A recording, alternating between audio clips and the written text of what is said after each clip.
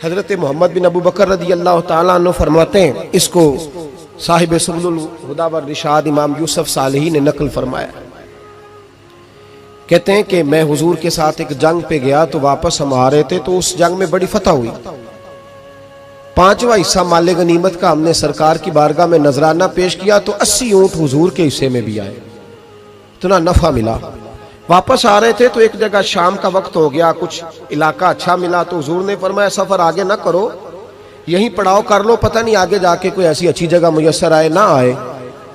हालांकि हुजूर सारा कुछ जानते हैं, पर तालीम उम्मत के लिए फरमाया यही। कहते खेमे लग गए, रुक गए। एक एक खेमे में 2-2 4-4 आदमी। फरमाते मेरे खेमे में हजरत मोहम्मद बिन अबू बकर जनाब अबू बकर के साहिबजादे, तो मेरे खेमे में जो सियाबी थे ना वो बड़े मोटे ताजे थे, बड़े वजूद उनका बस्ततन फिल इल्म वल जिस्म, मोटे तगड़े। मगरिब की नमाज पढ़ने हम हुजूर अलैहिस्सलातु सलाम की बारगाह आली मर्तबत में हाजिर हुए। हुजूर के पीछे नमाज पढ़ी इक्तदा में। कहते नमाज मुकम्मल करके ना तो सियाबी का दिल किया मैं दस्तबोसी करूं। उस जमाने में लोग लकड़ी के जूते पहनते थे, खड़ाओं कहा जाता था। हुजूर के कदमैन शरीफैन पर नालैन मुकद्दस नहीं थे और हुजूर का वजूद ना बड़ा नाजुक था। सहाबा कहते हैं जब दस्ते मुबारक में हाथ मिलाते थे तो हुजूर का दस्ते मुबारक कस्तूरी से ज्यादा खुशबू वाला होता था और बर्फ से ज्यादा ठंडा होता था। तो फरमाते हैं हुजूर की बारगाह में ना नमाज के बाद जब सहाबा बिखरे तो वो भी आगे बढ़े सलाम। ये कुछ लोग आते हैं सलाम लेने, मुझे बड़ी तकलीफ होती है जब धक्के लगते हैं ना, तो मैं कहता हूँ यार ना आया करो, हम कौन सा कोई इतने एजाज वाले लोग, फिर धक्के लग। और कुछ इतनी मोहब्बत से सलाम लेते हैं, इतनी मोहब्बत से सलाम लेते हैं कि कई दफा जोड़ हिल जाते हैं, इतना जबरदस्त सलाम लेते हैं। वो पीछे खड़े होते हैं तो हाथ खींच लेते हैं। अब वो तबीयत भी नहीं चाहती कि किसी को कुछ कहा जाए, लेकिन वो बाद में महसूस होता है कि ये मोहब्बत हुई है और मोहब्बत में मामलात बड़े दूर निकल जाते हैं कई दफा। तो मोहब्बत तो इसका नाम है कि महबूब को आसानी किस बात में है, महबूब को आसानी किस बात में है। मोहब्बत इस चीज का नाम, इस चीज का नाम नहीं कि मैं क्या ख्वाहिश कर रहा हूं, महबूब वो वाली करे ना। वो राजी किस बात में है, मैं गुड्डी ते हथ डोर सज्जन दे, वो जिंज रखे उंज रहना है। वाजिब नहीं जे विच शरीयत मंदा खसम नु कहना। बात तो यह है कि उसको आसानी किस बात में, आमदाम बरसरे मतलब। उस सलाम लेने के लिए जब आगे बढ़े ना तो जोश में दौड़ के आगे बढ़े। हुजूर के दस्ते मुबारक को चूमा, लकड़ी के जूते पहने थे, हुजूर के कदम मुबारक पे जूता नहीं था।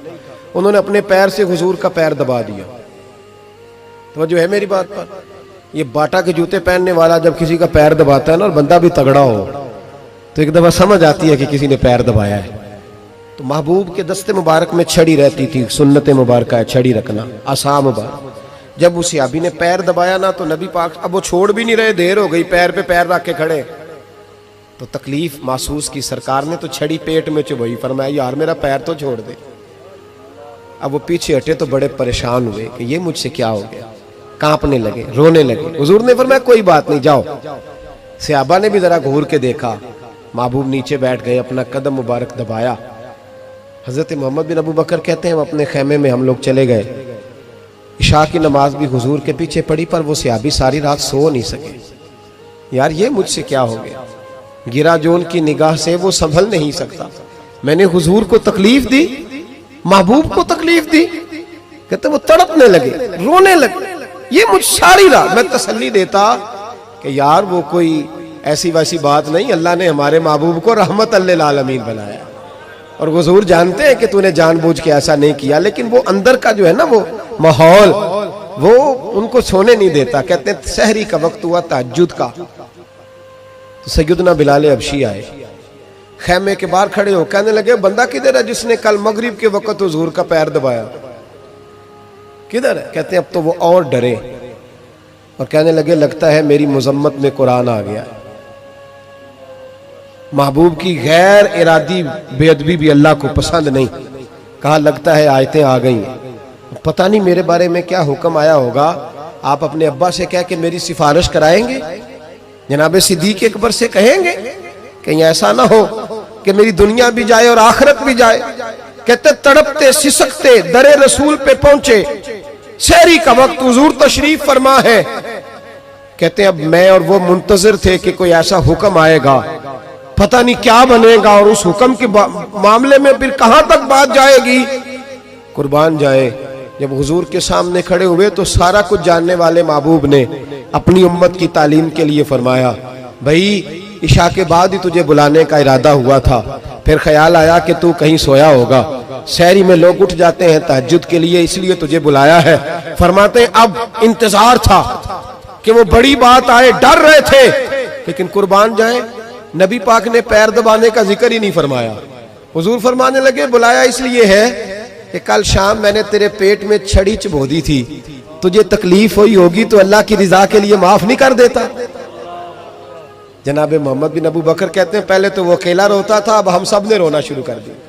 हुजूर आप क्या फरमाने? कहने लगे नहीं यार, बेचारे का पेट बड़ा है, मैंने छड़ी चबो दी, उसको तकलीफ हुई होगी। और क्या लफ्ज है हदीस में, महबूब फरमाने लगे मैं सारी रात सो नहीं सका, इसका वो दर्द। ओ भाई तू अपने अब्बा को सख्त बात कह के आके बेड पे आराम से सो जाता है, तू अपनी अम्मा को सख्त जुमला कह के वो तड़पती रहती है, उसे वो सारी रातें याद आती हैं जो उसने बेटे के लिए बेदार रह के गुजारी होती।